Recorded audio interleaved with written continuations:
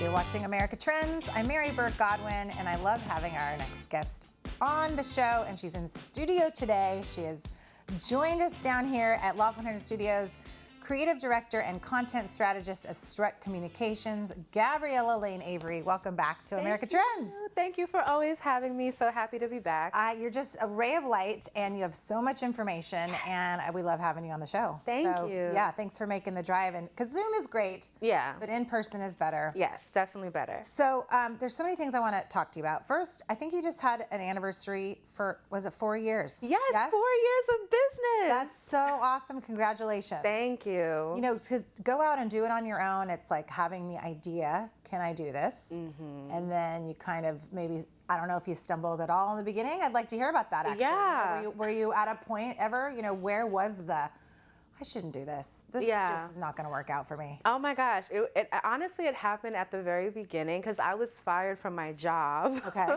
And my boss kind of did it in a nice way where he was like, well, you're really good at social media, because I was an account coordinator at a marketing agency. I was going to ask you, were you doing social media marketing? Yeah, Okay. so I was doing like, the agency was full service, so I was doing traditional marketing, social media, and he was like, I think social media is your thing, just freelance, take your clients here and make those your first freelance clients. But I was like, I don't know what I'm doing. I like was crying and freaking out, and I tried it for about a year or two, and I kind of flatlined, and I actually got a job. Like I applied, I did the interview, and then something didn't work out, and I was so devastated. I was like, why is this happening? Yeah. And after that happened, I was like, okay, I think the universe is telling me go for it. Yeah. And from there, everything turned around. So I That's definitely really cool. had a lot of dips. Well, we need Strut Communications in our life. So, Thank you. so happy that that worked out for you. And I think that with everything, there's always a point of questioning what you do. But then when it's the right thing, doors just kind of open, and you know, you find yourself here 4 years later. Yes, here talking Here to on you. America Trends. Yes. That's right. As a successful business owner, I know, it's so crazy. it's pretty awesome. And you know, you always have so many great tips on your social media platform. And I want to talk to you about tips and trends for 2023. And then also, we were talking about this before the show started, that how do we stay up on what the heck's current? You know, like I want to know, what is your go-to source for finding out? I mean, people should hire you to stay up to speed, but you know, it's constantly moving. It's a constantly moving target. Yeah, right? it totally is. It's really hard. And what we were talking about is there's a lot of gurus and things out there, and while they're great, self-proclaimed gurus. Self-proclaimed gurus. They're gurus. Yes, and while it's good, you know, to find those people that you trust and are reputable, it's always good to have legitimate sources and hear it straight from them, unbiased, unfiltered, so that you can then discern it for yourself. So for me, I love following Social Media Today,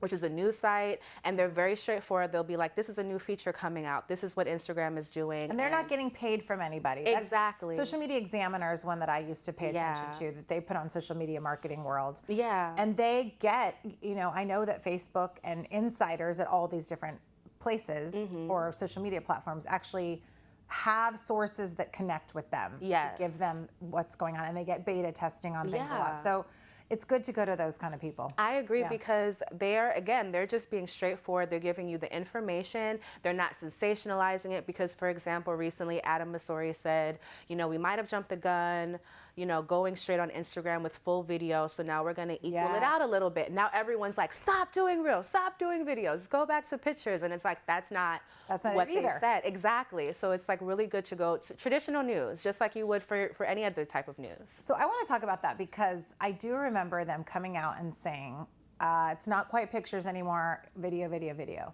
or reels. Yeah. Which I know I've seen that pattern of when Meta, Facebook, whatever platform it might be, they say when a new thing comes out, that's where the algorithm's going, which we've seen that to be true. But now they're saying also photos. Yeah. Keep it coming back. Like, it's all the things. Yeah. Yeah, it's so crazy. And I feel like this is why I always tell people to not base your strategy on whatever new is happening. Look at your data, look at what your audience likes, because these algorithms ultimately, these platforms, they're products. They're something that someone created, and what they're doing is based on our behaviors and how they're seeing us adapt. And so it's always going to change. But if you're seeing that Reels are working amazing for you and they said, oh, we're not prioritizing anymore, your audience still is, you know, and it's so ironic because they were following TikTok and now TikTok is prioritizing carousel. I was seeing this on your notes and I thought, I didn't even know TikTok is doing carousels. So for those at home don't know what a carousel is, besides the thing that spins with the horses, Yeah. it goes up and down. What is a carousel? So a carousel is a series of images, graphics that you post, kind of like a storybook, you And know. photos, or videos can be in there as well. Yeah, yeah, you can incorporate videos, graphics, photos, all of those things are a combination of them, and you're pretty much like when people say swipe right, you're like swiping right through a series of content. And so On that Instagram, you can have 10. yes, on Instagram you can have 10. I think on TikTok it's the same because you know they're kind of working in the same realm. And Instagram is like carousel, even when Reels were at their peak, always perform really well on Instagram because they show up on your platform twice. Yes. And they consider the actual swipes to be engagement. So they're really good. And I think maybe TikTok noticed that. And now they're doing the same thing. It's also similar to idea pins on Pinterest, where it's like a slide of different pictures and videos. So. I personally love the carousel idea. When it first came out, I thought, why? I didn't get it. And then now, you know, if I go on a weekend and I take a bunch of fun pictures and you can encapsulate all the different things you've Yes, done. you could do a dope. For a personal. Yeah. But then for a business, you can show a video and then you can say swipe right and have a graphic with some verbiage on it. So they're really pretty genius. They are pretty genius, and they're a great way to engage people, tell a story, and if you really know how to format it, you get people to swipe through, and it really can be the most savable and shareable content you can create. It's right up there with video, if you ask me. And let me ask you this. I think that the amount of time that someone is on a post feeds into the algorithm. It's telling the beast that this user likes your content. Yes. So if it's a multiple post carousel, they're going to be on there longer, hence you're helping your algorithm. Yes, honestly, carousels compete for me and my clients for highest performing content, definitely on Instagram. On TikTok, I've been seeing them do pretty well too. It's kind of still weird to me, like going through all these videos and then I'm like, wait, it's not a video. The first time I saw it, I was like, what is happening? On TikTok. Yeah, it's a little bit weird to get used to on TikTok, but they are performing well.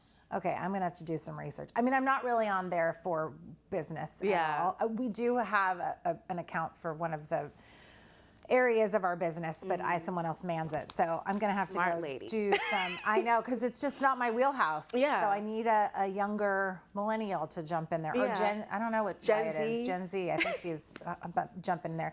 So talk to me about so AI is a big thing all over the news today, because the Daily Podcast just did a podcast about AI and about Bing. And did you listen to this? Not yet. Okay, it's changing the way people are going to do Google searches, which is going to change everything that you know, I know, SEO searching. It's going to change a lot. Yeah.